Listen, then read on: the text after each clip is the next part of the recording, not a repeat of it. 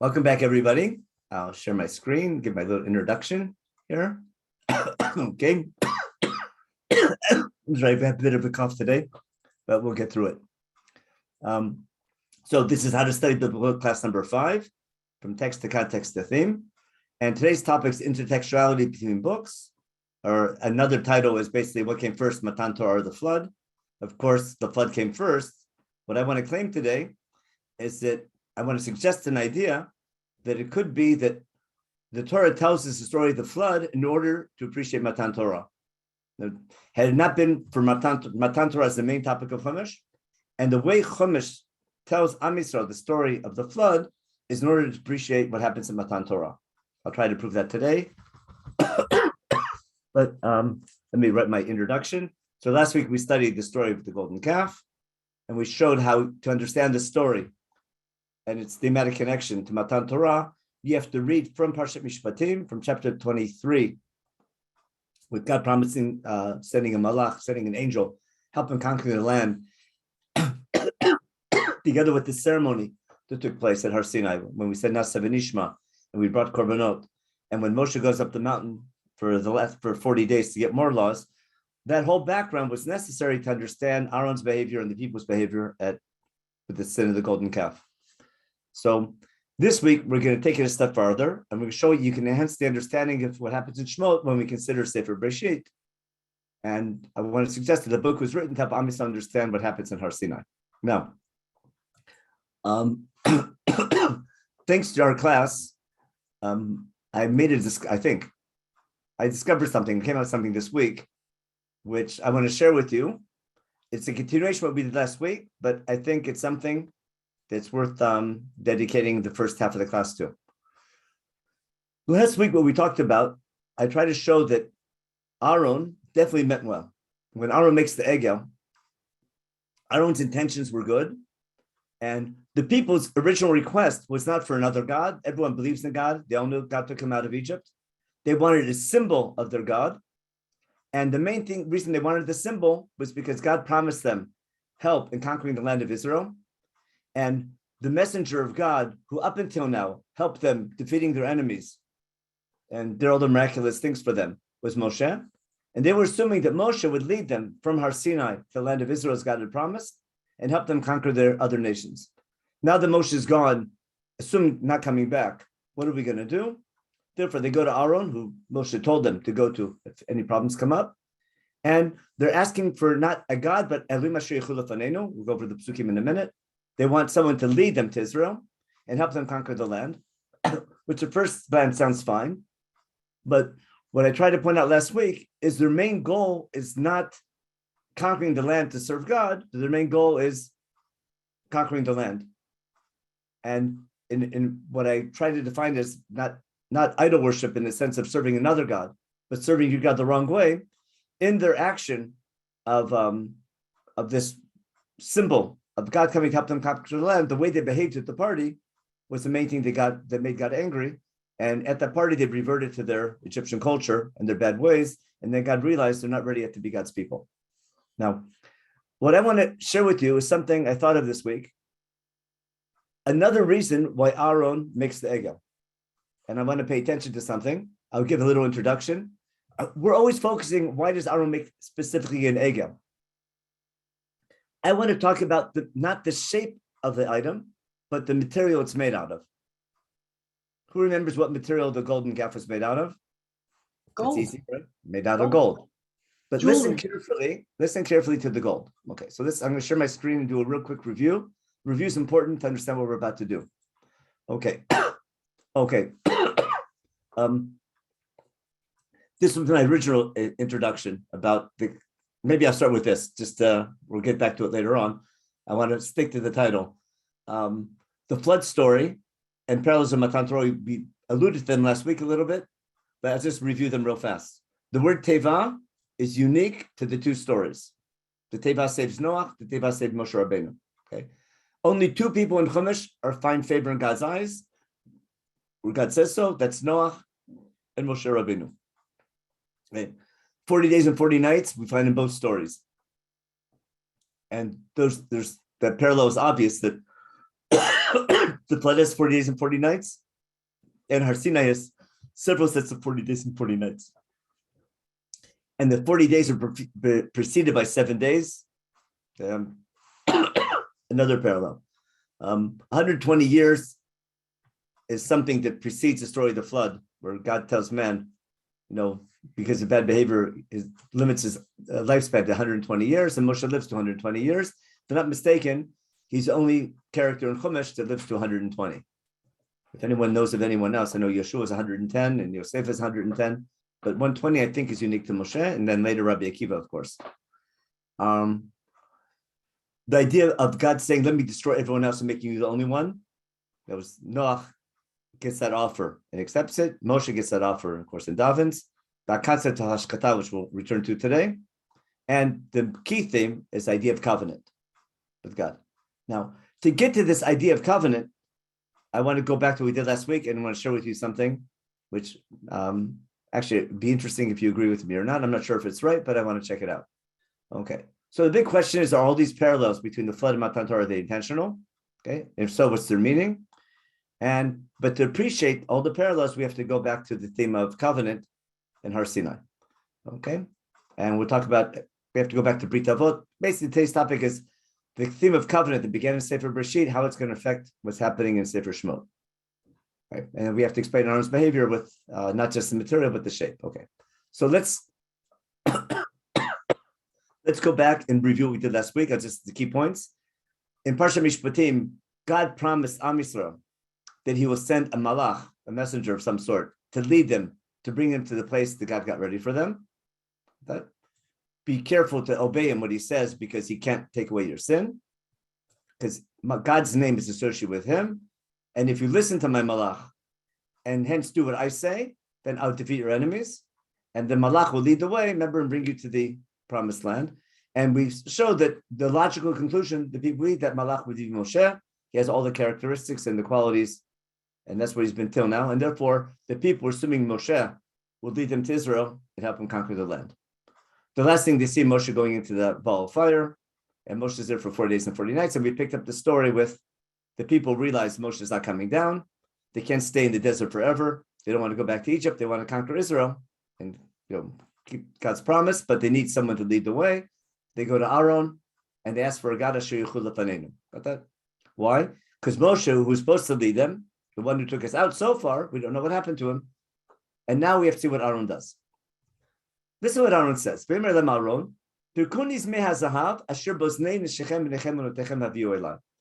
It's not just the gold. What gold is he asking for? What's it say here? The one that on the ears of your wives, your sons and your daughters. Anyone remember where this came, where we had something very similar? Gold, which is on with the women and the daughters and the children. Ring a bell, anybody? It's not just any old gold. Rivka.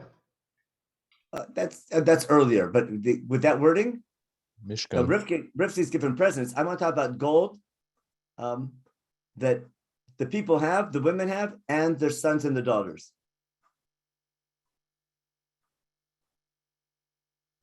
Okay, good. So I have what to teach you. Remember the story of the Exodus? Mishkan. What? The Mishkan. The Mishkan. We have something similar to the Mishkan, but the Am Yisrael hasn't heard about the Mishkan yet.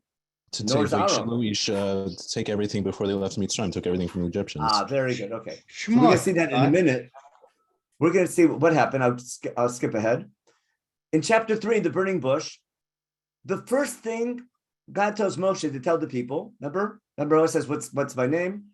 God tells Moshe, here's what I want you to tell the people. Okay? God tells Moshe, Kol Tomara b'nei Yisrael. Here's my message to the Jewish people. Hashem, the God of your forefathers, Abraham, Yitzhak, and Yaakov appeared to me. Okay? Gather the elders of Israel, tell them, God appeared to me, the God of Abraham, Yitzhak, and Yaakov, and I'm coming to remember what's happening to you in Egypt. Now pay attention. V'amar, eletchem me'oni Mitzrayim. That means affliction. Oni is affliction. I'm going to bring you up from your affliction in Egypt to the Eretz HaKnani, HaChiti, HaMeria, HaPerisi, HaHivi, HaYebusi, to land flowing in milk and honey. Where do we have the word oni, affliction, the first time? Anyone remember? Brisbane Absar. Exactly. The key, I'm using this, in my opinion, there's no doubt. God is basically saying, I'm coming to fulfill Brit Ben Abtarim. I'll review Brit Ben Abtarim in a minute, but the covenant of the parts, it's the first dialogue God had with Avraham Avinu, the first covenant he makes with Avraham Avinu, where he promises Avraham Avinu the land of Israel, we'll see. But before they're going to conquer and establish a nation in the land of Israel and be sovereign there, first they have to be in someone else's land. Remember, Vavdu Vinotam, they're going to go through oppression, slavery, and suffering. And then they're going to punish their oppressor. They'll leave with great wealth, with Ruchush Gadol. And then they're going to get the land of the 7 nations, of the 10 nations, including these 6 over here. Got it? Then he says, the people will listen to what you said. Then you give them that message. You go to Pharaoh and says, we have to go serve our God in the desert. Got it? I know Pharaoh will say no. And then God says, I'm going to bring all my plagues. And remember, I'm going to punish your oppressor. And then you'll send you out. And then listen carefully to the finale of God's message about the Exodus. When you leave Egypt, you won't go empty-handed, like I promised Avraham Avinu with Ruchush Gadol. All the women will do what? Will borrow from their neighbors. They'll bring gold and silver, jewelry, and clothing. Take the jewelry and put it on your children, on your sons and your daughters. Now, and that's the end. Then afterwards, Moshe has other questions, but that's God's message to tell the people. And again, out of these 5 psukim, 2 of them are talking about the gold and silver to borrow when you leave Egypt. In chapter 11, right before the last plague, what's the last thing God tells Moshe? God tells Moshe, 1 more plague on Egypt, and it's over. And then he'll send you out and kick you out. Remind the people, Daberna Baznei Ha'am, okay? The same commandment repeated. And God will give favor in their eyes. Got it? And when we leave Egypt, listen to the story. Remember, Pharaoh gets up in the middle of the night, Makat Bechorot. Egypt kicks us out. Remember the Yad Chazakah of Egypt, go serve your God. Because they forced us to go serve our God because they're afraid they're all going to die if we don't serve our God like we warned them. We carry the dough with us. And then what do we do? They borrow the gold and silver, and God gave favor of the people in the eyes of the Egyptians, and we borrowed from them, and we took advantage of Egypt. Got it? Now, put yourself in the frame of mind of the people leaving Egypt, as slave people, for their whole lives. In this big miraculous, and they have this history, this tradition, that way back hundreds of years earlier, God promised this land of Israel to the forefathers. They didn't take it probably very seriously, but now it's happening. They've gone through this oppression, as God said they would. God's punishing their oppressor, like he said they would. And now we get this great wealth. And we're on our way to conquer the land of Israel and become a nation and be independent finally. If I ask myself, what do they remember most? I'll go back to the analogy I gave last week. You spend a year in Israel and you want to make a sweatshirt to remember your experience. What do you remember from your experience, right? What do you remember? You remember the parties, you remember the Purim, you remember the Rosh. There's some events that you're going to remember that stick out. One of the most exciting things for the people is being bombarded with jewelry. Well, people had nothing before. And that jewelry is the greatest reminder of coming out of Egypt. And not just coming out of Egypt, but God keeping the promise of coming out of Egypt and fulfilling Brit Ben Abtarim. Okay? Now, I want to show you something really interesting in Brit Ben Abtarim, which will tie to what we talked about last week. Watch this now. Okay, we know the parallels to Brit Ben Abtarim. I'm sorry, let me share another screen. My mistake. Other screen, here we go. In Brit Ben Abtarim, we've seen this page before. Just a quick review. It's chapter 15 in Sefer Bereshit, a couple key themes. It's the first time that there's a dialogue between God and Avraham Avinu. Beforehand, in Parshat Lech Lecha, in chapter 12, God tells Avraham Avinu to make Aliyah. He listens, doesn't ask any questions. And then he goes down to Egypt, comes back from Egypt. Avraham calls out in God's name, but there are no conversations. Then we have the War of the 4 Kings and 5 Kings. And after Avram wins that war and is worried about maybe retaliation, in the context of the War of the Four Kings and Five Kings, which is about conquering the land, after those events of the Four Kings and Five Kings, God spoke to Avram and said to him, don't worry. Remember, God's opening line is, don't worry. I'll protect you. You have great schar. Okay? And Avram said, well, how can you promise me anything? I have no children. Remember the word Yerusha here? And God says, remember, count the stars. That's how many people you'll be. And then how's the second conversation begin? God tells Avram Avinu, when I said don't worry, it's not just worrying about having children. You have children, but the children I promised you, right, I'm going to promise them the land. Listen what he says. God says, Ani Hashem asher tziticha mior kasdim. Sounds familiar? I'm the God who took you out of Or Kasdim. Okay? To give you this land for a Yerusha, the Rishta. That means to conquer. That's conquest. That's sovereignty. God's saying, one day, this land that you're in, that I sent you to, one day you're going to be sovereign in this land. Not you, but your children.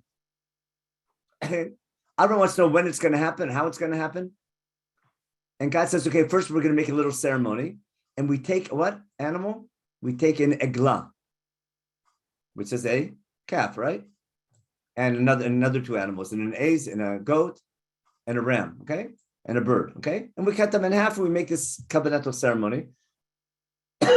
We'll see another example of this in Yirmiyahu. And then what does God promise? You need to know that I'm promising you the land and conquering the land, but before you get that, you have to be strangers in someone else's land. Remember Inoi? They'll be enslaved and afflicted for some 400 years. Then I'm going to punish the oppressor. And then they'll get great wealth. And then it won't happen in your time, but you'll come back after 4 generations. And on that day, what did God promise? God made a covenant with Avram, saying, Lizaracha, that your offspring will get this land from where? From Nahar Misam Prat. And what nations? Here's the 10, but we have the Chiti, the Prizi, the Amori, the Knani, and the Girgashi, and the Ivusi. The nations we just mentioned before in coming out of Egypt. Got it? Now, remember my point last week was that, remember the point I made last week is that the peoples are excited about conquering the land of Israel and becoming a nation, maybe not God's nation, but a nation. And they want God to keep their promise that he's going to help them conquer the land. Therefore, in the background of all of this is Brit Ben Abtarim. Remember Korban Pesach was thanking God for Brit Ben Abtarim? And if I want a symbol of the God who's going to help us conquer the land of Israel, what would be better than the Rechush Gadol that God promised in Brit Ben Abtarim? And therefore, what gold does he ask for? The same gold you put, the women took, and you put on your. It's the material that reminds them of the experience.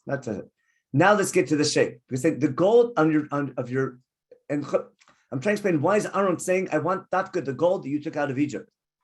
Because what are they going to say? Remember, we followed the Ramban. Remember, they don't believe that this ego took them out of Egypt. This golden calf reminds them of the God that took them out of Egypt. But why? The gold, the material reminds them, because that's the gold they got coming out of Egypt. That's the gold that God promised them in Brit Ben Abtarim, which is primarily about conquering the land and being sovereign. And God's promising help with that sovereignty. Now, what animal did they make? What shape did they make? An ego. Is there an ego in Brit Ben Abtarim? Sure there is, isn't there? Now, later in Sefer Yirmiyahu, there's an amazing story. It was the Haftarah for Parshat Mishpatim, if I'm not mistaken. I don't know if it was a month ago. I'm not sure if you remember. But there was a story, remember Parshat Mishpatim talks about freeing your slaves? So in Sefer Yirmiyahu, in the time period of Yirmiyahu, it's the end of the first temple period. Am Yisrael, God's angry with them about their society, about their behavior. They're not following the laws of Parshat Mishpatim very well. Yirmiyahu's main message to them is your punishment is giving in to the Babylonians. Don't surrender to the Babylonians, that's your punishment. The people don't like it, and the people want to fight the Babylonians. And they turn to God for help. Yirmiyahu tells them, God doesn't want you to fight Babylonians, therefore don't pray for military success because God's against it. God wants you to surrender to the Babylonians. That's why they accuse him of being a false prophet, etc. But things start getting bad, and the people decide we're going to do tshuva. And what are we going to do? We're going to free our slaves. Listen what happens in Yirmiyahu chapter 34. Share my screen again. Yirmiyahu chapter 34. There we go. It goes like this. Okay. God tells Yirmiyahu saying, Kol Mar Hashem, I made a brit. Listen, that sounds Anochi karati brit et avotechem b'yom yetziatem eretz Mitzrayim mibeit avadim. That's Parshat Mishpatim for sure. I made a brit. Remember, not this. In my opinion, this proves that the brit Nasa v'nishma is on Parshat Mishpatim, because this is clearly Parshat Mishpatim, and this is the brit that God made when it's coming out of Egypt. What was the brit? After 7 years, send out your servants, right? Free your slaves after 7 years. Okay. Then for tashuvu atem hayom, you did repented properly. But tasu atem yashar beinai, dikra dor ish l'reu. You actually fulfilled that, and you freed all your slaves, showing God you're willing to fix your society, and you gave freedom to your slaves. But tichrutu brit lefanai b'bayit asher nikra shmi, and to emphasize that you're doing this, you made a brit in front of me in the Beit HaMikdash. What brit did the Jews do to remember Parshat Mishpatim? Okay, we'll see in a minute. They took an egel and cut it in half. But tashuv chalu et shmi, but tashivu ishat abdo. Even though you made the brit, you broke the brit because you couldn't live without your house help, and you took all your slaves back and your servants back, the ones you sent free. Okay, but again, you enslaved them. You went back on your promise. Okay. Okay. Therefore, I'm going to call freedom to all my tools that I used to punish you. I'm going to call freedom to the sword of the Babylonians and to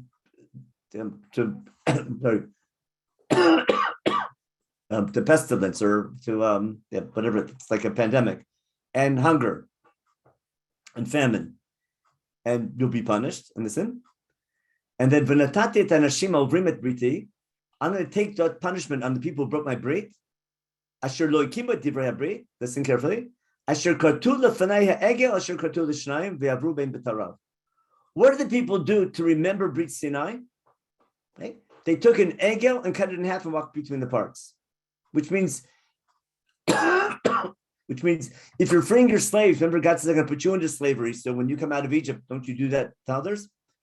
So their symbol of remembering Brit Ben Abtarim, remembering Brit Sinai, was an egel.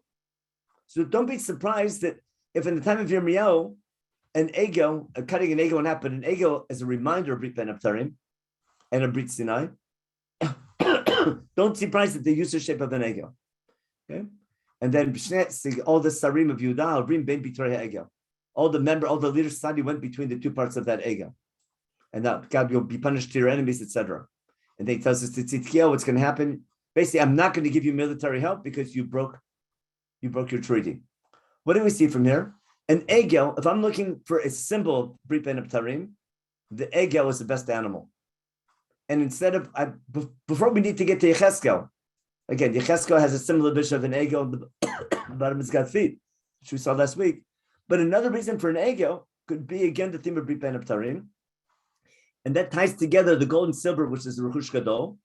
But the main theme of Brit Ben Abtarim is God's going to help you conquer the land. And that's exactly what God promised the Malach. I'm trying to explain all the logic of why the people see in this egel a reminder of the God who took them out of Egypt, but it's focusing on military conquest and their hope that God will help them conquer the land. And therefore, Aaron's intentions are good. There's logic to what he makes, and that's in making the egel is not a sin. And to prove it, what does Aaron do? Remember, here I'll just review what we talked about. Remember how physical objects remind us of events. So if I want to remember the God who took me out of Egypt and fulfilled the first stage of Brit Ben Abtarim, using this gold that we got with our Rechush Gadol, with our great wealth, and making it an egel, it's a perfect reminder of Brit Ben Abtarim. And hence, what's the next stage of Brit Ben Abtarim? God helping them, the Yerusha of the land. Now, remember, we'll see in a minute how Moshe is going to daven. We'll see if we have time, we'll get to the Shvuah. So this egel reminds the God of the Exodus. And therefore, when they say, Ela Lechi Yisrael She'alucha Me'eretz Mitzrayim, let's go back to the Psukim again. What they do, what did Aaron say? Let's look back in. That's the material that reminds him of the Exodus. He makes the egel, which again goes back to Brit Ben Abtarim again. And what did the people say? This is the God of Israel who took you out of Egypt, which is the first stage of Brit Ben Abtarim, and it's going to represent the same God who's going to finish off the job and help you conquer the land. Like God promised, I'll send a thing. Therefore, they see in the Egel their hope of military victory over the land of over the nations of Canaan and Israel. Aaron wants to make sure that they clearly understand this is the God, and therefore Aaron puts a mizbeach in front of it, like we did at Har Sinai. Chag Lashem Machar. There's no one believes in any other God than our God. They get up in the morning, they do a lot and shlamim just like Har Sinai. They eat and they drink, but the big difference is their behavior. Remember that was our share last week. And what does God see in their behavior? Remember we saw the mixed dancing, the bad behavior, and when remember we saw when he encountered Moshe, what did he tell him? We did all this down here. Okay, what did God tell Moshe? Remember we explained last week from the flood. That's bad behavior. That's not avodah zarah. That's corrupt behavior, like we saw before the flood. Okay, you took out of Egypt. We explained last week that was doing tzedek mishpat. That's the laws of Parshat Mishpatim that are detailed. The theme back from Breshit. So before we talk about the idol worship, their behavior is bad. They've gone away from the gate God commanded, and on top of that, they bow down not to God but to the ego. Those all of a sudden, the symbol of God becomes what they felt. And my point was that they say, this is the God who took us out of Egypt, who's going to help us conquer the land, and all they care about is what God can do for them, and not what they can do for God. Then God realizes by their behavior that they're not going to change. Therefore, he tells Moshe, let me make you the Goy Gadol. Remember, I'll fulfill Brit Avot through you, but I'm going to kill them. And then when Moshe encounters Aaron and asks, what did they do wrong? Remember, we saw the party that was wild, all the noise going on, sounded like a war. And he sees the dancing, not just the ego. And then he asks Aaron, what did you do to cause them to sin, to get wild? And Aaron answers, what do you want? You know these people, how bad they were. They're bad all along. They're back to their old behavior. And then finally, he says, Moshe, it's your fault for not coming back. And then Moshe sees that people are paro, they're wild, and Aaron caused them to get wild. If I see, there's an upgraded window, so you mightn't find out. But it's not like the old window like you had before. For a second. Okay. So I hope my point's clear. I'm simply supplying another reason, explaining Aaron's intentions and why the people see this as a symbol of God, but their focus is a God that's going to help them defeat their enemies. And again, God working for them instead of they working for God. God's angry because of their behavior, not because of their theological beliefs in a different God. Then Moshe wants to, what do you call it? Wants to get Kaphara for them. We'll talk about that later. But in Moshe's tefillah, where's his tefillah? By Moshe, actually, I didn't put it here. We'll get to the Shva in a minute. We'll get to Moshe's tefillah in a minute.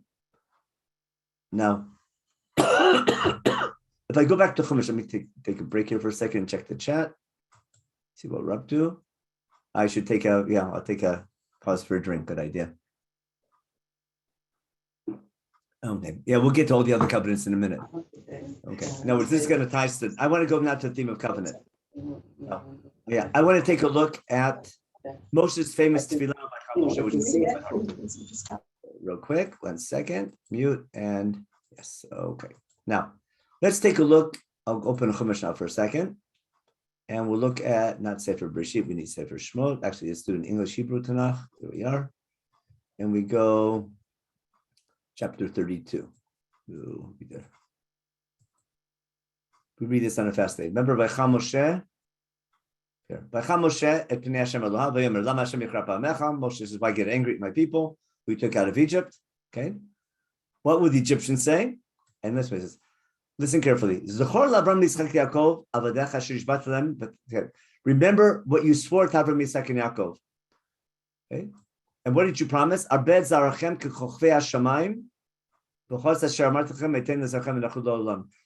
the covenant you made with Avram Avinu? Where do we have Kochvei HaShamayim? Also Bris Bein Absar. Exactly. But where do we have a Shvuah? Akeda. Shua. Did God ever make a shua with our forefathers about conquering the land? Isn't that Yaakov? Yaakov. The word shua, I don't think is ever there with Yaakov.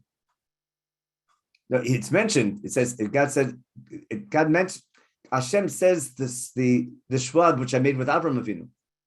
But where's there shua with Avram Avinu? Okay, you forgot your Rosh Hashanah davening. Go back to Breshit, the story of the Akedah.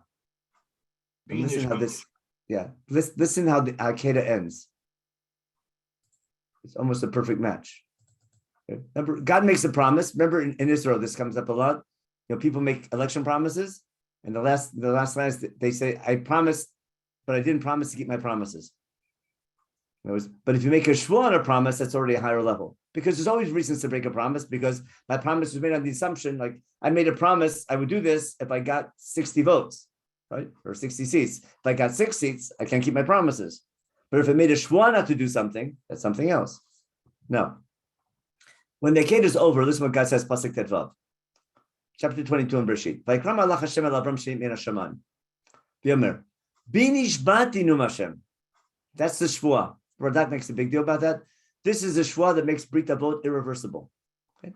God's swearing, because you obeyed me, okay, and didn't hold back your son. Listen to the repetition of Brit Ben Abtarim. Kivarecha v'rechecha, v'arbe arbed zarcha kol chochvei hashamayim. Again, chochvei hashamayim, and we add like sand on the sea. Listen carefully. Birash zarachad shoyovav. The Akedah comes with a promise to do what? That will conquer the land. Got it? So God's promise that He'll help us conquer the land, it's directly related to Brit Ben Abtarim and to the Akedah. And that's why that's why Moshe, when he davens, brings up the imagery of the shvua that our forefathers, but it's a shvua on Brit Ben Abtarim. And therefore, Moshe is reminding God, you have to keep Brit Ben Abtarim, you have to keep Brit Avot, and you can't kill them. Okay? Because you listen to me. What happens if Am Yisrael isn't listening? So we'll see in a minute. Even if they're not listening, God has to keep Brit Avot. The question is, with who? It has to be the offspring of Avraham Avinu. Will it be just Moshe or people like Moshe? It will be with everybody. So keep that in mind. And watch what happens now. Moshe is going to daven. After his Vaichalpet, then God will say, now most Parshanim hold that Moshe's tefillah, Vaichal Moshe, actually happened now when he goes up to ask for forgiveness. But listen carefully now. After they punished the 3,000 troublemakers, the people who instigated all the trouble, Moshe tells the people, you did a terrible sin, but I'm going to hopefully now get Kaphara, either protection or atonement for you for what you did wrong. Moshe, they should be punished. Moshe wants to hold off their punishment. Moshe presents the case of the people to God. What's he say? They did a terrible sin. What I want to claim here is that Moshe is saying they sinned, but he admits to a misdemeanor and not to a felony. You got the difference? They didn't break the second commandment of serving other gods. They did Elohei Zahav. Everyone remembers where that's from? Again, going back to our Chumash. Where's our Chumash? The beginning of the Kotamar unit. Where's the beginning? 2019. Exactly. We'll go back to our Chumash and go back to, I know I didn't put it on the source sheet. There we go. In chapter 20, what does God say? Remember Kotamar lebeit Yaakov? I'm saying Kotamar of Bnei Israel. Look, you saw me spoke to you from heaven. The first commandment, Lo tasun iti Elohei chesed v'leizad lo tasu lachem. Don't make out of me. No, you didn't see anything at Har Sinai, and therefore don't make a golden image of me. I don't want you to make an image of what happened in Har Sinai, to remember it, because that might lead you astray, is what happened. He says, don't do that for me. Don't make me Elohei chesed v'leizahav. Instead, I'm happy with Mizbeach Adama Taseli. If you want to go really fancy, okay, Mizbeach Avanim. But the main thing, no metal, no precious metals, or no even sword type of, not even iron or steel, making a sword. Keep it simple. That's how you serve God. Now, the way I understood it is God say, I don't need fancy jewelry, but of course, if you want to, I'm not going to say no. But what God's saying is, don't serve me with gold and silver. But it's not saying don't serve other gods. Don't serve me through the agency of gold and silver. That's not going to work. And it was true. The people didn't understand it, the fact that it's totally forbidden. But what God worried about is that when you have too many objects to represent God, those objects remind you that God's working for you instead of you working for God. So God said, we don't want all this. So Moshe is saying, what did they do wrong? They went against this commandment, which is a misdemeanor, not a felony. Now go back to just one other thing. What else did God say in when he promised the malach, if you remember? He says, remember, I'm going to send a malach to take you on the way. Be careful to obey this malach who was supposed to be Moshe. Ki lo yisal l'pishechem, he doesn't have the right to forgive your sins because my name is associated with him. But he'll go and lead you to conquer the land. Now, listen now to Moshe's prayer. Number one, he says, the people did Elohei Zahav. So that's already making it a misdemeanor, not a felony. Bataim tisach hatatam. Now what? You want to carry away their sin? Fine. If not, wait me out of your book. Wait, Moshe is saying, if you allow me or you forgive their sin, I can't, but you can. Fine. If not, I'm not going to be in your book. Meaning I'm not going to be part of your covenant. I'm not going to be that nation. Because Moshe is basically saying that if you want to fulfill Brit Avot through me, it's not going to work. I'm not going to cooperate. And therefore, if you think you can kill the nation and I'll be your nation, Moshe says, no way, I'm not going to do that. God's answer, though, is surprising. God says, Moshe Rabbeinu, no. God doesn't answer Moshe and say, yes, okay, I'm going to forgive you. To our surprise, God tells Moshe, don't tell me who to wipe out of my book. God has a different solution, which in a nutshell, I'll explain what it's going to be. God's going to tell Moshe, I'm going to fulfill Brit Avot, but not Brit Sinai. Brit Sinai is broken. God sees the people, there's no way they can keep Brit Sinai. Their behavior is not there. They're fired. As far as being a Goy Kadosh, they're fired. They can become a Goy Gadol, but they can't become a Goy Kadosh. God can keep his promise to Avram Avinu that we get the land of Israel. What God's about to say is, you're demanding I fulfill Brit Avot. Remember, because I made a shvuah. God can't break Brit Avot. So God was saying, I can fulfill Brit Avot through Moshe. Moshe says, no, I don't want to do that. So God says, okay, I fulfill Brit Avot, but no Brit Sinai. So God says, this is what God tells Moshe Rabbeinu. Batalech nechei et ha'am, go lead the people, not comfort the people, lead them to where? El asher dibarti lach. Remember before it was Hamakom Asher Achinoti, the place I got ready? Now it's the place I promised you. Before the land of Israel was our honeymoon suite. Now, I promised you an apartment. At the time, you can have your apartment. But I'm not going to be there.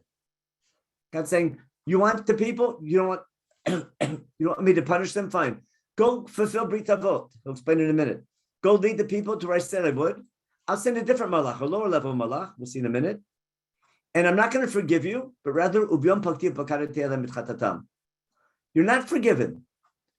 You're going to be punished for your sins, but I call this the first credit card. Meaning, instead of punish you immediately, now, I'll give you 24 payments. Or as Chazal say, every generation pays a little bit for Chet HaEgel. Remember that midrash? What God's saying, I'm not forgiving your sin. What am I doing? I'll punish you little by little. Ben Ezra says every year from Rosh Hashanah to Rosh Hashanah. Remember, all the nations are judged. God's special nation is judged on a daily basis, or at least a monthly basis. Other nations are judged once a year. And God's doesn't have the same scrutiny because they're not working for him. But the nation working for God, God is more demanding with. So if you're downgraded and you're no longer representing God, so okay, I can judge you at a lower level. And to prove it, what's God tell Moshe Rabbeinu? Lech alem, he said, go leave this Har Sinai, and with the nation that you took out of Egypt. See again, who took them out of Egypt? God tells Moshe, they're your people, you took them out of Egypt. God's saying, I'm going to fulfill, that's his Brit Ben Abtarim, but the shva from the Akedah on Brit Ben Abtarim. God says, you're right, I can't break this, I can't. So I'll fulfill that. You don't want to do it, you don't want to be the Goy Kadosh because you want to save the people. Fine. So I can fulfill Brit Avot, and I'll send a malach to help you. It's the same 7 nations. But what? The Eretz Abat like I promised you. Ki lo aleh b'kir bracha, but I'm not going to go with you because you're an Am She'oref. Because if I'm with you, I'll have to kill you. So that's what God's saying, I'll fulfill Brit Avot without Brit Sinai. But I'd like to call Herzl's dream come true. Meaning, we'll be a nation serving God. I mean, we won't be a nation serving God. We'll be a Goy Gadol, not a Goy Kadosh. Now, if God gives us the land like He promised our forefathers, but we're not going to work for God, therefore we're not a Goy Kadosh, therefore there's no Kedusha, therefore there's no Mishkan, there's no Shabbat, there's no Chagim, there's no Kashrut. Bye-bye Sefer Vayikra. We're no longer representing God, no more Aliyah L'Rega. If we don't represent God, we don't have all the mitzvot that remind us that we represent God. And we don't have all the mitzvot of representing God. Therefore, we're not held to a higher standard. So that we can survive with. But the second we take on the job of being God's people, there's no way we can live up to it. So the people don't like the news, but God tells Moshe, listen carefully, tell the people, you're stiff-necked people. That's not changing. And if I dwell with you, if I dwell with you, I come with you, I have to destroy you. Therefore, take off the jewelry you got at Har Sinai, and I don't know what to do with you. God's basically saying is you're downgraded. And they take off their jewelry. Notice by Natsu, remember, by Natsu at Mitzrayim, almost the same verb in a different form. But the same gold and silver that they got, that's why Chazal say, the jewelry they have when they said Nasa B'Nishma, everyone got like a little locket as they accepted the Brit at Har Sinai. Now they have to take that down. And then Moshe takes the tent outside the camp, remember, far away from the camp. And if God wants to talk to Moshe, it's got to be outside the camp. And that's why the tikkun of that will be the Mishkan in the middle of the camp. We got to talk to Moshe. Now, what's amazing is that had Moshe accepted God's command here, and God's sort of pshara is what's a pshara? Is what's a pshara? I think? Compromise. Compromise, yeah. The what? Okay, I won't kill you, I won't punish you, but you can't work for me anymore. That'll keep Brit Avot without Brit Sinai. Then we would have gone to Israel. We might have had a Passover Seder to remember. We'd have all the holidays of the secular Jews. Got it? We might have the holiday, remember our exodus, our freedom. We might have Yom Ha'atzmaut, the day we conquered the land of Israel. But we wouldn't have Shabbat. We wouldn't have Kedusha. We wouldn't be representing God. And we wouldn't be held to a higher standard. And when we acted poorly, it wouldn't be desecrating God's name because we're not serving God. And that's what we can do. We can't do more than that. And then Moshe accepted that. That would have been the end of the Brit that God promised our forefather, the end of the Brit of Sinai, but just having Brit Avot. Guess what Moshe is going to say? He's going to daven now and say, what's the point of Brit Avot without Brit Sinai? And now Moshe has his famous prayer. We'll just do a short version of it. We'll have to do the real quick version. Here we are. Moshe davens and says, now see the wordplay of Re'eh. Moshe is demanding that God understand something. Remember, God tells Moshe, I see the people that are Am She'oref. That's God's conclusion. Moshe tells God, listen, make up your mind. What do you want? You tell me to take the people there. You didn't say who this malach is going to be. You say that I'm representing you. Your name is with me. Basically, Moshe is saying it all doesn't make sense to me without getting into the details. But the bottom line is, he tells him, remember, they're your people, not my people. They're your people. And we can't go to Israel without you. So God says, I'll go with you, but not with them. God says, okay, I'll go with you, but not with them. And Moshe says, if you don't come with all of us, we're not leaving here. Moshe goes on strike because I'm not going to fulfill Brit Avot without Brit Sinai. And then he commands, Moshe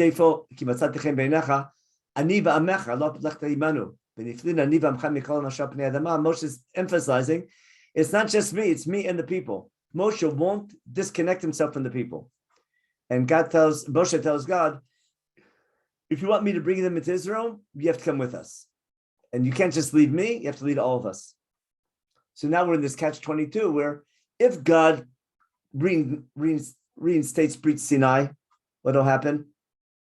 He'll have to kill us the second we do something wrong. If we don't have Brit Sinai and we have just Brit Avot, what's the point of going in? What's the point of Brit Avot? Brit Avot was for Brit Sinai. So if God doesn't come with us, there's no point in being in the land. If God does come with us, we won't survive. What do we need? We need a new covenant. And what will be the key elements of the new covenant?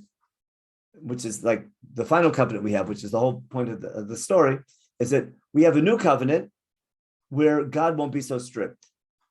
And we're going to reestablish the covenant, Brit Sinai, but this time God will change his attributes. Instead of being a strict God, punishing immediately, there'll be a possibility of repentance, what's called Bidot Rachamim. I have to talk. We're not going to finish all this, but I'll give a overview of it, and we'll get to can use this as the first year in the next series. I'll talk with Rabbi J about how to finish the this topic. But in a nutshell, there's a concept of covenant that began in Bereshit. Actually, I'm gonna skip this part because I'll take way too long.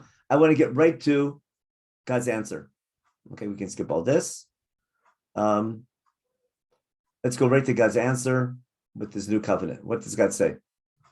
Moshe demands what? To God be with him. What does God say? God tells Moshe, I'll answer your call and I'll change my attributes. Now I can be forgiving. Now, God basically tells Moshe Rabbeinu, he's willing to dwell with them even though they're not perfect. And therefore, now we need a new breed. And therefore, God tells Moshe, make Luchot again, come back to Har Sinai, but listen carefully. What's written on the Luchot? The exact same thing that were on the first Luchot, means which are God's attributes of Din. We'll go through them in a minute. And Moshe makes a second Luchot, goes up to Har Sinai. But when he comes down with Har Sinai with the second Luchot, what does God say? Bereshem Banan, by Tazevi Mosham. God and Moshe meet in the mountain. God calls out in his name. And as God gives Moshe Rabbeinu the second Luchot, what does God do? God passes over Moshe Rabbeinu and he calls out his new attributes. And basically he says, even though in these tablets it says that I'm mean, you need to know that I can also be forgiving. I'll show you I have a little table here. I'm going to review the first tablets. Look at God's attributes in the first tablets. God is a El Kana, that's Din, that's judgment. I'm a zealous God, punishing right away. I'll exert punishment on who? On, to the fourth degree, the Sonai, to people who hate me, who don't follow my laws. And I'll do chesed for all Avai v'shomrei mitzvotai. Who gets chesed? People who keep my laws. Who gets punishment? People who break my laws. All Avai v'shonai, but that's midat hadin. God won't clean away sin. Remember by if you carry God's name in vain. We saw that God, we saw that Moshe being the malach, which God won't carry away sin. And when Chet Ego happens, God gets angry, you have charonah. What does God say now? Now that we have the second Luchot, even though this is what should be, the left column, the first Luchot is what God should be, we should have Din. With the second Luchot, God now announces Bidot Rachamim, which would be the exact opposite of the Din before him. And therefore, instead of God being an El Kana, God tells Moshe, I can also be an El Rachum B'Chanun. Remember? Instead of Anochi Hashem El Kana, Anochi Hashem El Rachum B'Chanun. As God promised, before God had Charon Af, now he's Erech Apayim, he's slow to anger, not quick to anger. Here's the most interesting one. Before God gave Chesed L'Ohavai, let me give a little annotator here. Before God Chesed, God's Chesed was to who? Was to Avai v'shomrei mitzvotai. What happens now? God now has an abundance of Chesed. Rav Chesed is more Chesed than people deserve. This has to be balanced by truth. And sometimes God will hold back Chesed and give it to you later on, but it's no longer a linear relationship. Because Chesed is not only for Avai, Chesed is for everyone. Some people get it who don't deserve it. Some people deserve it, they'll get it later. But it's no longer linear. Now, before God said, Lo yisal pishechem, now it's no set. Now we'll carry away sin. Okay. Before God said, Lo yinakeh, now v'nakeh lo yinakeh, surely he'll clean away sin. And before God said, I'll punish you and 4 generations down the line, now God says, I'll hold off punishment for 4 generations. I'll give you a chance to do tshuva. That's how Chazal understand it. Or in a nutshell, what happened? God went from Din to Rachamim. Now, what I want to claim is that this renewed breed, is the exact same contract that we had at Har Sinai to be a Mamlechet Kohanim V'Goy Kadosh. But the original contract, God was super strict because it's so important. You have to be strict. In the new contract, God is willing to do what? God is willing to accept us as we are. And we have failures, and God says, I can forgive you. He didn't say, I will forgive you, I can forgive you. Beforehand, there was no possibility of forgiveness. You made a mistake, it's over. Midat hadin. Now God's saying, I want you to be good, but I understand if you make mistakes. And if you show me you can learn from your mistakes, you can grow from your mistakes, I'm willing to forgive you. Remember, God can't, not he will forgive, he can forgive. But you have to be worthy of his forgiveness. Now, that pattern, what happened here, that's what I'll end with. I want to bring this back now to the story of the flood. What happened in the flood story? I go back even to Gan Eden. Gan Eden, God holds man to a high standard in Gan Eden. One mistake, out he goes. Okay. Outside Gan Eden, we have Cain and Hevel. One mistake, he's punished. We get to the generation of the flood. What happens? What happens is, before the flood, God gets really angry with civilization and he destroys everything. He starts over again, remember?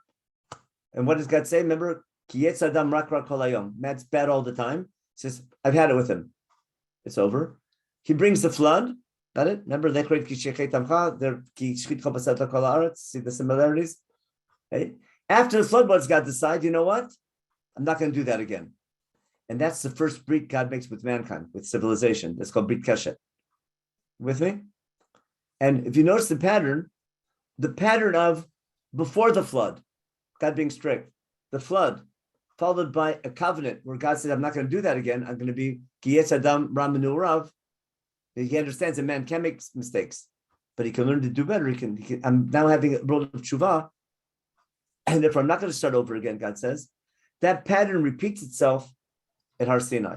So what I claim is the way Chumash writes the story of the flood is a foil and a setup, or sort of a platform to appreciate what's going to happen at Har Sinai. Now, that message that in our relationship with God, he wants us to be perfect, but realizes that we can't be perfect. So you can strive to the perfection, but the main thing is you have to learn how to perfect and not be perfect. Meaning, God no longer expects us to do everything right and immediate punishment. We can make mistakes. God's willing to forgive us for our mistakes if we can learn from them and grow from them. And that's how he grows a people, he grows a nation. Now, in my opinion, that's the beauty of Brit Sinai. And that makes the relationship between God and the people eternal, because the way God made man, he tends to sin, he tends to make mistakes. But if he didn't make mistakes, if he didn't do right, he couldn't do good. For civilization to grow, man has to learn from his mistakes. But what's good about that is that's how civilization grows and new ideas develop and man improves. So the new system that's set up is very parallel to what happened after the flood, where there's a whole new relationship between God, and it's just like there was a whole new relationship between God and his creation. Now there's a whole new relationship between God and his people. Now, my claim is God always wanted to get here. It was because God knowing, what I'm getting at, the golden calf had to happen. If it wasn't that sin, it would have been a different sin. I'll give you an analogy. God told Avraham Avinu to become a nation, you have to be a slave in something, you have to be oppressed in someone else's land. A stranger, go through oppression. So you have to be exactly that Pharaoh. Did we have to go down there because we sold our brother? Because we know we're A, we know we have to get to B. How to go from A to B, there's lots of different routes. We know we're going to end up in B. We'll end up in that destination. How we get there, that can be affected by our own decisions. But ultimately, God wanted to get to Midat Rachamim. And I think that's why God is leaving Moshe up on the mountain, waiting to see how they behave without Moshe Rabbeinu. It's not that God said, 40 days and they missed by 6 hours. But Moshe is not supposed to go down until God tells him to go down. And God waits for them to make a mistake. In other words, something's bound to happen. God wants to see how they're going to behave. How are the people going to behave without Moshe Rabbeinu, without the Rosh Yeshiva around? And what happens? The second, Aaron has great intentions, but the second they have a party, remember how God judges, how you can judge people? B'kiso, b'kaso, uv'koso. You judge people what they do with their money, with how they drink, what happens when they get drunk, and what happens when they get angry. That's how you see what's inside of a person. So they're not ready. God sees in how they celebrate at Chet Egel, they're not ready yet to be God's people. They're not refined yet. To them, God is working for them. If God helps them, fine. If not, they don't see themselves as wanting to be God's people. They don't see themselves, their desire is not to be a Mamlechet Kohanim V'Goy Kadosh, their desire is to be king of the hill, have their own country. And then God's realized they're not ready yet. What will be the tikkun? Now we need a new, I call it kosher ego. I need a new symbol of God, of our relationship with God, and a new symbol of Har Sinai. And now we're going to go to the land of Israel with something made out of our gold. We'll take our gold, we'll make a symbol, but not a calf, that reminds us of the God who's going to conquer the land of Israel, but it'll be the Aron with the Luchot inside, with the Torah inside, in the Kodesh Kodeshim. And when you look at the Aron, and that's going to lead the way to Israel, you look at the Aron that reminds you of a relationship with God, that we're working for God and not God working for us. We remember that if we want God to help us in battle, we have to keep his mitzvot. It's not that I'm trying to differentiate between, I guess, maybe racism and Judaism, where it's not that God promised to help us whenever we're in trouble, because we're the offspring of Avraham Avinu. God gave us a challenge, a responsibility to represent him as a people, to keep his mitzvot. If we identify with that responsibility, and if our symbol of our connection to God and God's willingness and ability to help us in battle and help us in our national endeavors, if you remember, that's a function of our deeds. And if we keep the basic principles of Parshat Mishpatim, remember we had all Shir Mishpatim, that unit of Mishpat and Tzedakah? If that's our symbol of God, and our desire of our relationship with God is because we want to be in his service, then God will promise to help us. If we see ourselves as God's people, but only what will God do for us, but not taking on the responsibility of what it means to be God's people, without that proper behavior, then God says, you misunderstood, then what we call avodah zarah, you're serving the right God the wrong way. And I think it's so close to the trouble we have nowadays in religion, where rituals replace the content. Again, there's a need for ritual for sure. But when you misunderstand the ritual and think everything's magical and mystical, but there's no need, the core understanding of the responsibility, what it means to be God's people, what it means to behave properly, to build not as a person, but also as a society, everything we saw in Parshat Mishpatim, when that's missing, don't expect God to be able to help you. So he'll have Midat Rachamim, might give you another chance. If you show you care, you can understand, you can learn from your mistakes, that's fine. So he doesn't expect you to be perfect, but he expects you at least to understand what direction you have to go in. And therefore, we had to get to a brit. God ultimately wanted a brit built on Rachamim, because we're not malachim, we're humans.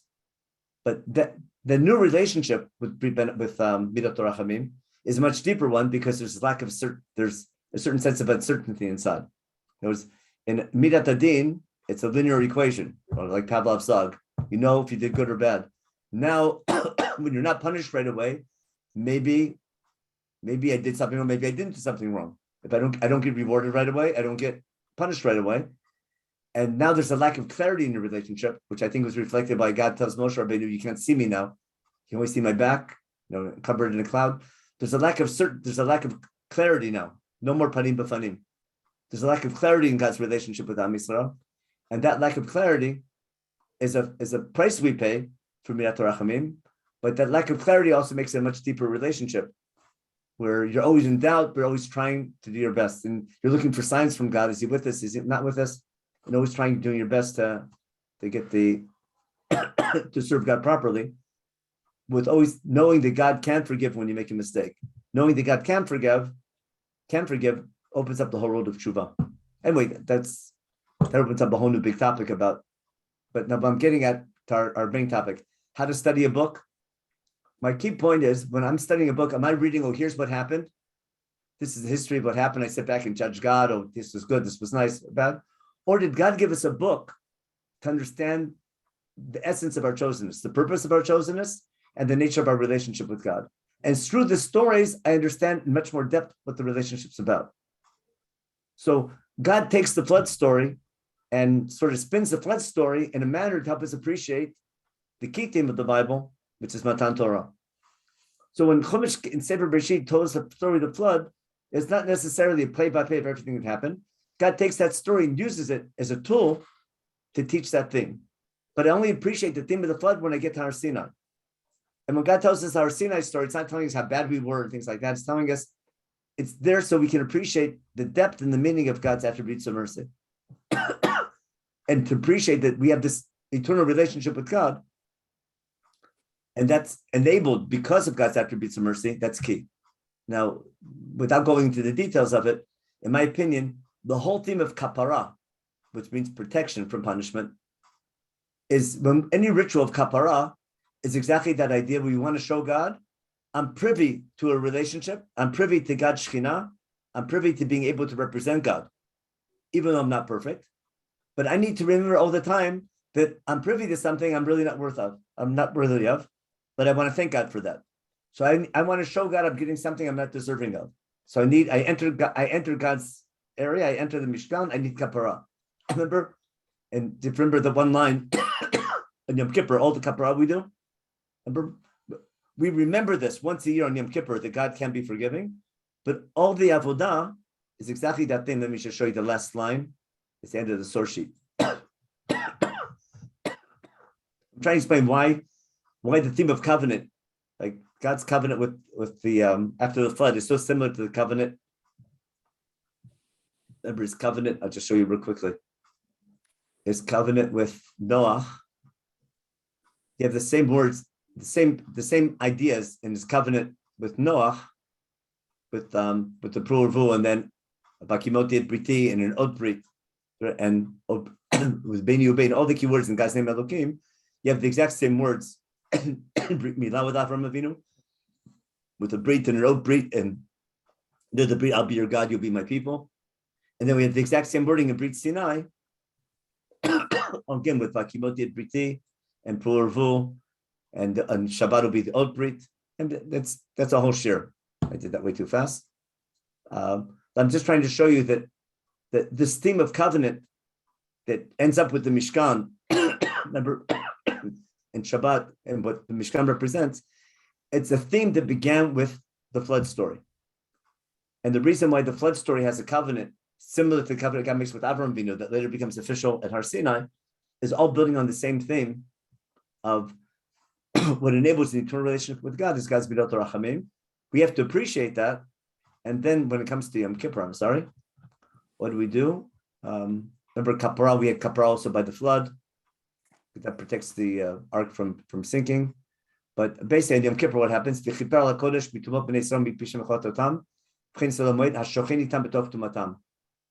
God dwells with us even though we're tameh. And therefore, tumah caused by our sins, or in theory, God's Shekhinah should not be with us because we're not perfect. Okay? But God's willing to allow us to represent Him even though we're not perfect, as long as we realize that we can learn from our mistakes and grow from them. And therefore, all the rituals of Kaphara, in my opinion, are coming to highlight that thing.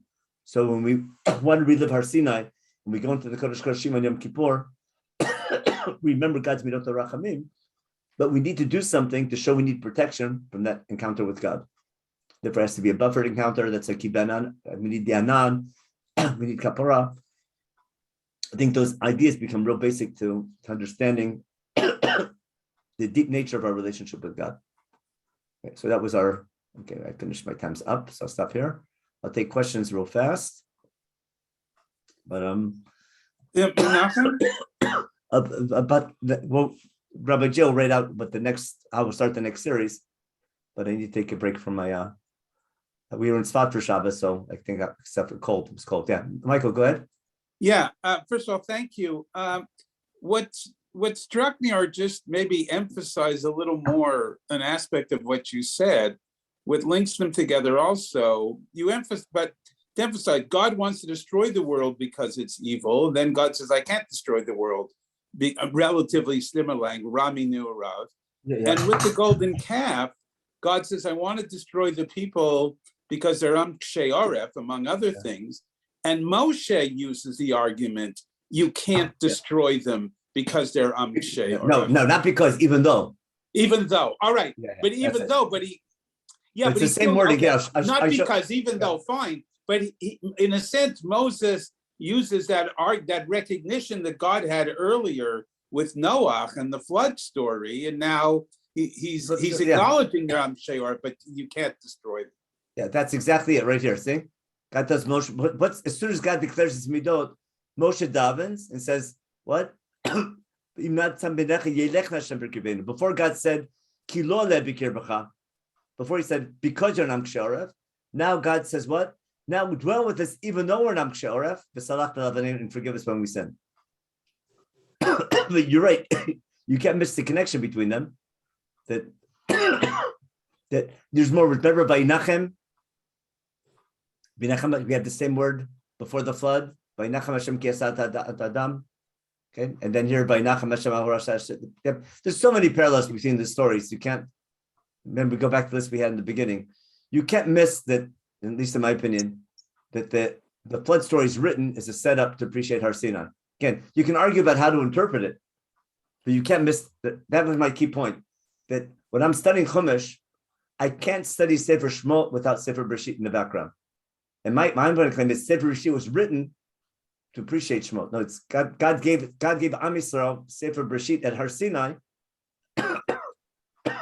as a platform to appreciate what's going to happen in their story. Okay, excuse me, I wrote a quote. Go ahead.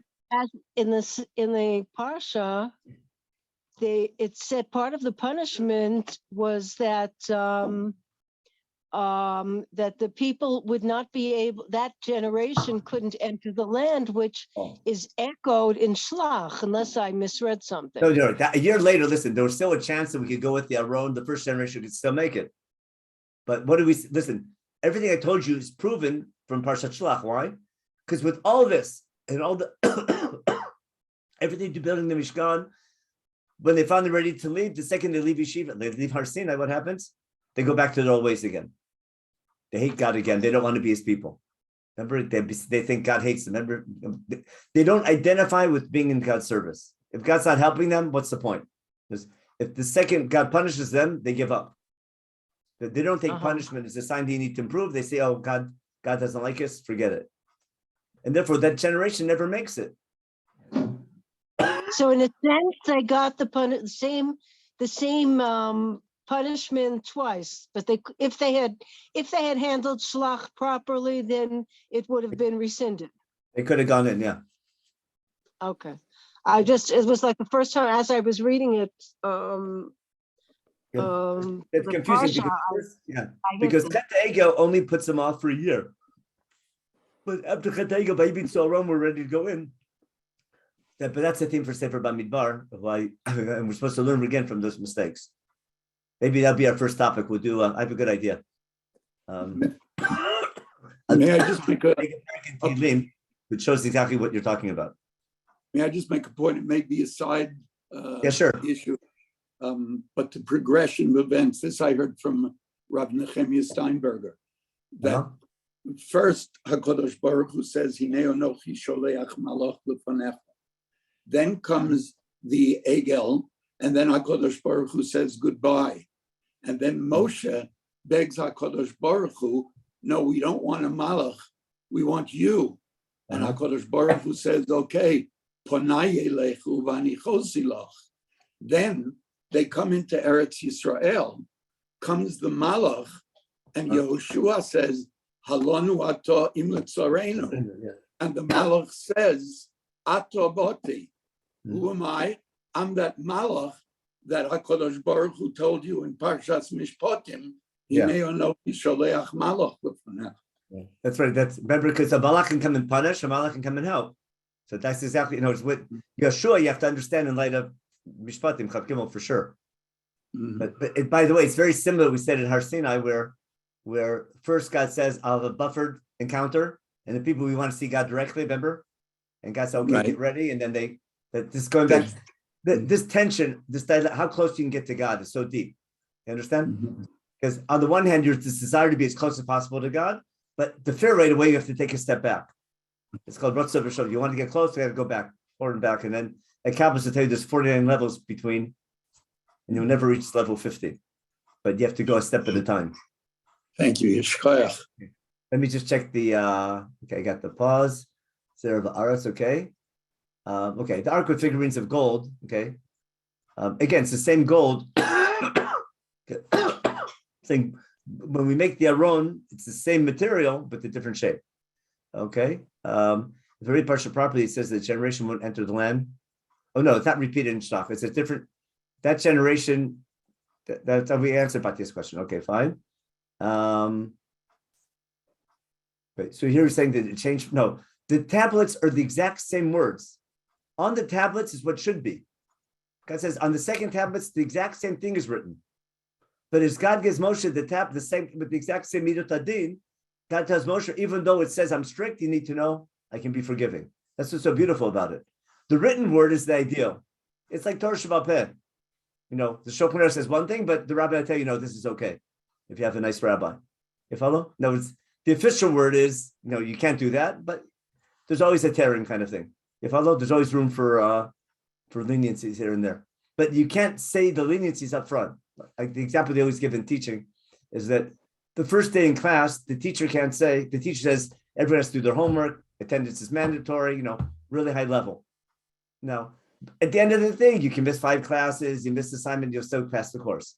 But if the teacher in the beginning of the course says, listen, no, you can miss 20% of your classes. If you don't do your homework, no big deal. It's okay if you slouch as long as you pass the final. No, you can't spill the beans in the beginning. Parents try the same idea. Yeah. Remember, if you don't finish your dessert, you're not going to have what you got. If you don't finish your main course, you're not going to get dessert. So that we want to think that. Yeah. Right? Yeah. But that's also the nature of Torah Shabbat Peh. And that makes it survive also. That the way it's able to adapt. And one last thing. So about being a Kshe Oref, that's a classic drash. In Pshat, even though we're on Kshe Oref Dual, that's definitely Pshat. And that's wordplay, because that's a key word. But people, it's Dafka, because we're Kshe Oref, once we're good, we don't change either. Now, we're stubborn. And it's God keeps us, we're so stubborn. I'll give you one bad example.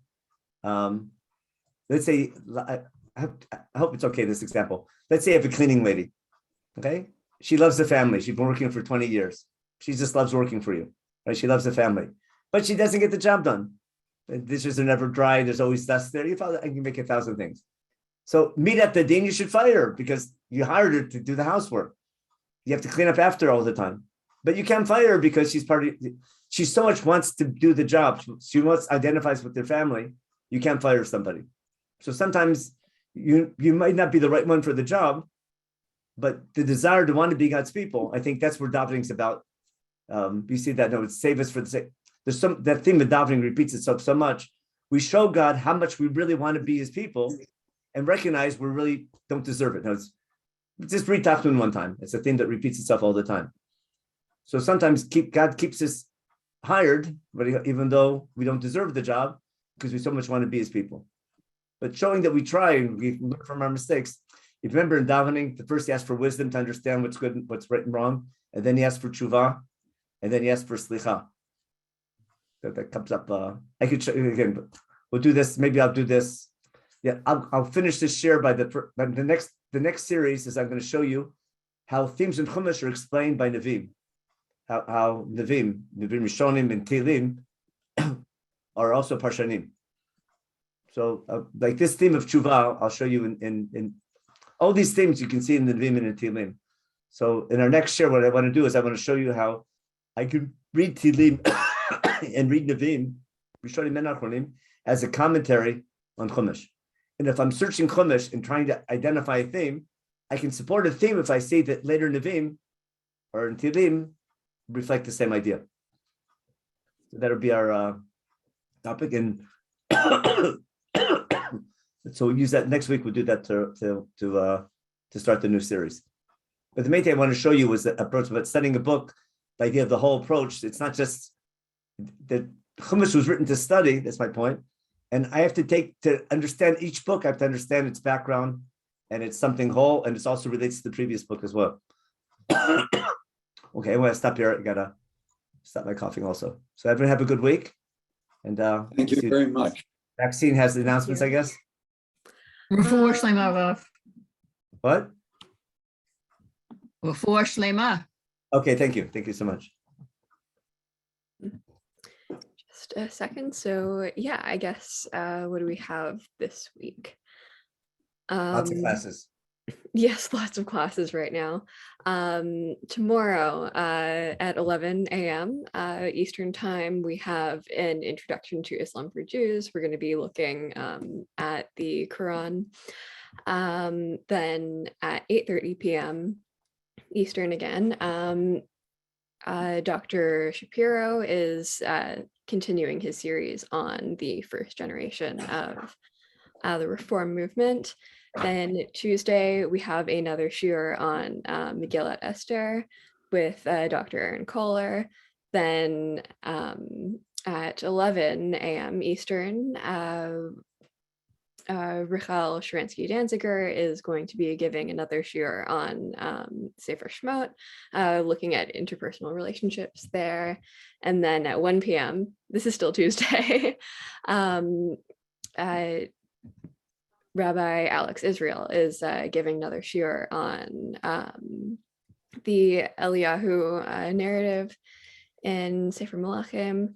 Then Wednesday at 2 p.m., there is going to be another conversation between Dr. Shapiro and I believe it is Chaim Ishakis from Greece. Then 8 p.m.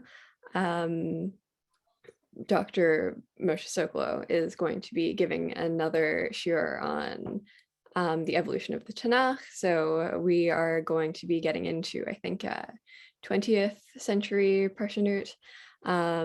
Thursday at 12, Shuli Mishkin is having another session on archaeology and the text of Nach. Then at 8:30, we have Rabbi Shlomo Gemara on the Parsha. And Friday, of course, we have